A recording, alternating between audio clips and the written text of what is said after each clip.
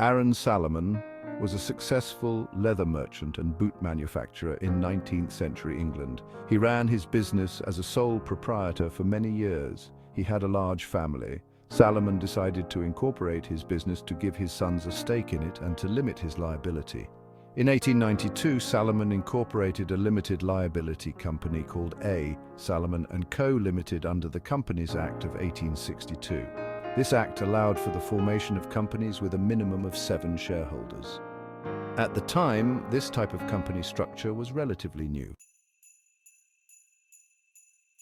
Salomon formed A. Salomon & Co. Limited with 7 shareholders. These shareholders were himself, his wife, and his 5 children. Each shareholder subscribed for 1 share in the company.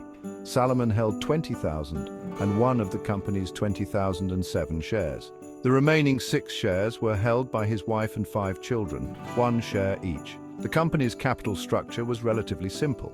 The company's capital consisted of 20,007 shares, each with a par value of £1. Salomon himself held the vast majority of the shares, giving him significant control over the company. Aron Salomon sold his existing bootmaking business to the newly formed A. Salomon & Co. Limited for £38,782. This was a considerable sum of money at the time.